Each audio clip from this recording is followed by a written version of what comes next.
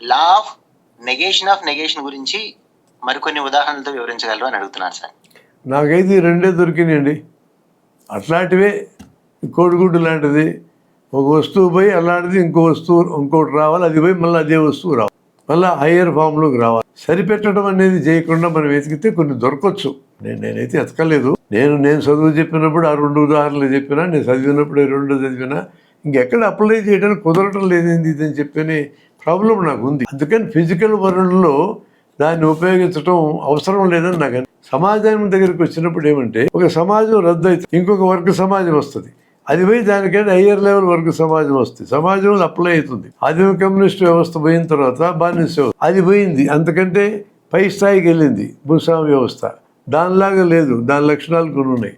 దానికంటే పై స్థాయికి పెట్టుబడిదారి వ్యవస్థ పోయింది.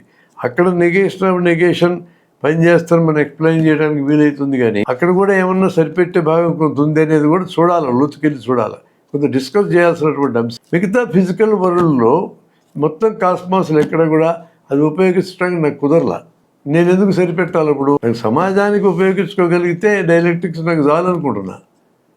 ఈ ప్రకృతిలోకి వెళ్ళి బీభత్సం కావాల్సిన అవసరం లేదని నేనైతే ఫీల్. అది సరిపెట్టే ధోరణి ఫిలాసఫర్కి పనికిరాదు, సైంటిస్ట్కి అసలు పనికిరాదు.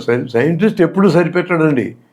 వాడు ఫాల్సిఫైబిలిటీ దగ్గర కూర్చుంటాడు, ఏ స్టేట్మెంట్ వచ్చినా నికార్స్గా దాని మీద పడాల్సిందే. పడే తప్పును ప్రూవ్ చేయడానికి తీవ్రంగా కృషి చేస్తాం. అవన్నీ తట్టుకొని నిలబడితే అది ఒక ప్రిన్సిపల్గా లాగా మిగులుతుంది. అక్కడ మాత్రం ఆ రకమైన డిసిప్లిన్ ఉంది. ఈ డిసిప్లిన్ ఫిలాసఫర్స్కి ఇంకా రాలేదు. కాబట్టి ఏమంటే, మనకి ఆల్రెడీ ఏదో ఒక ఫిలాసఫీ ఉందనుకోండి, దానికి సరిపెట్టి చూద్దాం అనుకుంటాం.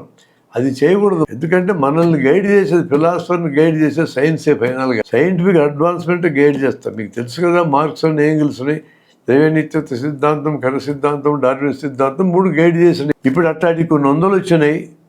ఫిజికల్ వరల్డ్ అర్థం చేసుకోవడంలోనే రివల్యూషన్ వచ్చింది. మైక్రోస్కోపిక్ లెవెల్కి అంతకంటే కిందకి వెళ్తే నిరంతరం చలనంలో ఉండే వస్తువులు కనపడ్డాయి. మామూలు వరల్డ్లో నిరంతర చలనం ఎక్కువ లేవు, స్టాటిక్ ఉండేవి ఉన్నాయి. స్టాటిక్లా అనిపిస్తాయి, చలనం ఉంటుంది లోపల, బయట కనపడదు, కంటెక్చువల్గా మనకు కనపడదు. కాబట్టి పాత సూత్రాలు మనకు వర్తిస్తున్నాయి. ఇన్ని మార్పులు ఇచ్చినాక వీటన్నిటిని అసిమిలేట్ చేసుకొని మనం థియరీని డెవలప్ చేసుకోవాలా, అది మన పని. వాళ్ళు ఎట్లయితే 3 సూత్రాలు ఆధారం చేసుకొని ఆ కాలానికి సైన్స్ చదువుకొని చేసినారో, ఈ కాలంలో మనం చేయాలి ఆ పని. అది వాళ్ళ పని కాదు. మనం అన్నిటిని అసిమిలేట్ చేసుకొని చేయగలమని అంటే 10 మంది చేస్తారు, ఒకరు కాకపోతే ఏమవుతుంది? ఒకరి చేయాలి రూల్ ఉందా? ఈ 10 మందిలో ఎవడు ఎక్కువ చేస్తే వాడికి పేరు రావచ్చు, వస్తే వస్తుంది.